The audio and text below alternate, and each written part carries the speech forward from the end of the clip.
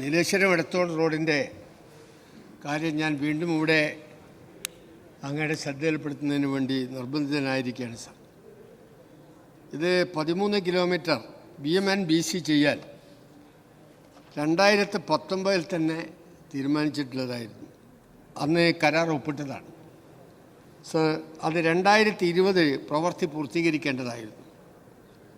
കരാറുകാരൻ്റെ അനാസ്ഥയും പ്രവൃത്തിയുടെ മന്ദഗതിയും എല്ലാം കൊണ്ട് അത് യഥാസമയം പൂർത്തിയാക്കാൻ കഴിയാത്ത ഒരു സ്ഥിതിയുണ്ടായി. അതിനെ തുടർന്ന് 13/12/23 വരെ കരാർ ദീർഘിപ്പിച്ച് നൽകാൻ വേണ്ടി ഗവൺമെൻറ് തീരുമാനിക്കുകയും ചെയ്തു സാർ. എന്നാൽ അതിന് ശേഷമുണ്ടായിട്ടുള്ള കാര്യം 16/2/23 എൻ്റെ മണ്ഡലത്തിലൂടെ പോകുന്ന റോഡ് ഞാനില്ലാത്തൊരു യോഗത്തിൽ കരാറുകാരനെ റിസ്ക് ആൻഡ് കോസ്റ്റൽ ടെർമിനേറ്റ് ചെയ്യാൻ തീരുമാനിക്കുകയുണ്ടായത്. അങ്ങനെ ടെർമിനേറ്റ് ചെയ്യാൻ തീരുമാനിച്ചതിന് ശേഷം 2.5 വർഷമായിട്ട് ഇപ്പോഴും പ്രവൃത്തി പുനർനിർമ്മാണ പ്രവർത്തനം ആരംഭിക്കാൻ കഴിയാത്ത സ്ഥിതിയാണ് നിലവിലിരിക്കുന്നത് സാർ. 22/1/25 ഞാനൊരു സബ്മിഷൻ ഇവിടെ അവതരിപ്പിച്ചു. അന്ന് പുതുക്കിയ ഭരണാനുമതി സമർപ്പിച്ചിട്ടുള്ളതായും 13/1/2025 ടെക്നിക്കൽ കമ്മിറ്റിയുടെ അംഗീകാരം ലഭിച്ചതായും ബഹുമാനപ്പെട്ട മന്ത്രി അന്ന് പറഞ്ഞിട്ടുള്ളതാണ് സാർ. അതിനുശേഷവും 8 മാസം പിന്നിട്ടിരിക്കുകയാണ്.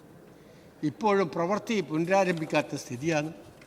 അടിയന്തരമായും ബഹുമാനപ്പെട്ട പൊതുമരാമത്ത് വകുപ്പ് മന്ത്രിയുടെ ഇടപെടൽ ഇതിലുണ്ടാകണമെന്ന് ഞാൻ അഭ്യർത്ഥിക്കുന്നു. ബഹുമാനപ്പെട്ട പൊതുമരാമത്ത് വകുപ്പ് മന്ത്രി സാർ, കാഞ്ഞങ്ങാട് നിയോജക മണ്ഡലത്തിൽ കിഫ്ബി പദ്ധതിയിൽ ഉൾപ്പെടുത്തി വികസിപ്പിക്കുന്ന നീലേശ്വരം എടത്തോട് റോഡിൻ്റെ പ്രവൃത്തി സംബന്ധിച്ചാണ് ബഹുമാനപ്പെട്ട ശ്രീ ചന്ദ്രശേഖരൻ സബ്മിഷൻ ഉന്നയിച്ചിട്ടുള്ളത്. നേരത്തെ അദ്ദേഹം ഈ വിഷയം ശ്രദ്ധയിൽപ്പെടുത്തിയിരുന്നു. അദ്ദേഹം ഇവിടെ അത് ചൂണ്ടിക്കാട്ടിയിട്ടുണ്ട്. അതേ ഗൗരവത്തിൽ തന്നെ കിഫ്ബിയുമായി പൊതുമരാമത്ത് വകുപ്പ് ഇത് ചർച്ച ചെയ്തിട്ടുണ്ട്. 12.77 കിലോമീറ്റർ നീളമുള്ള റോഡിൽ 8.38 കിലോമീറ്റർ നീളത്തിൽ DBM പൂർത്തിയാക്കിയിരിക്കുകയാണ്. എന്നാൽ പ്രവൃത്തിയിൽ പ്രതീക്ഷിച്ച വേഗത ഇല്ലാത്തതിനാലാണ് കരാറുകാരനെ നഷ്ടോത്തരവാദിത്തത്തിൽ ടെർമിനേറ്റ് ചെയ്യുകയും ചെയ്തിട്ടുള്ളത്. 43.27 ലക്ഷം രൂപയുടെ ധനാനുമതി കിഫ്ബി നൽകിയിട്ടുണ്ട്. ബാലൻസ് പ്രവൃത്തികൾക്കുള്ള എസ്റ്റിമേറ്റ് തയ്യാറാക്കി കിഫ്ബിയിൽ സമർപ്പിച്ചിരുന്നു. എന്നാൽ നഷ്ടോത്തരവാദിത്തത്തിൽ റദ്ദ് ചെയ്യപ്പെടുന്ന കരാറുകളുടെ ബാക്കി പ്രവൃത്തികൾ ടെൻഡർ ചെയ്യപ്പെടുന്ന സമയത്തെ DSOR ഉപയോഗിക്കണമെന്ന നിർദ്ദേശമാണ് കിഫ്ബിയിൽ നിന്ന് ലഭിച്ചത്. അതേ തുടർന്ന് എസ്റ്റിമേറ്റ് പുതുക്കുന്ന നടപടി നടക്കുകയാണ്. ഒരാഴ്ചക്കകം എസ്റ്റിമേറ്റ് പുതുക്കി സമർപ്പിക്കുവാൻ ബന്ധപ്പെട്ട ഉദ്യോഗസ്ഥർക്ക് നിർദ്ദേശം നൽകിയിട്ടുണ്ട്. എസ്റ്റിമേറ്റ് പുതുക്കി സമർപ്പിച്ചാൽ വേഗത്തിൽ തന്നെ അംഗീകാരത്തിനായി കിഫ്ബിക്ക് കൈമാറാനും നിർദ്ദേശിച്ചിട്ടുണ്ട്.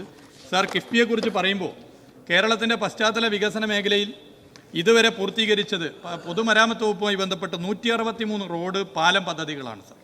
ഇതിനായി ചെലവഴിച്ചത് 6616 കോടി 13 ലക്ഷം രൂപയാണ് സാർ.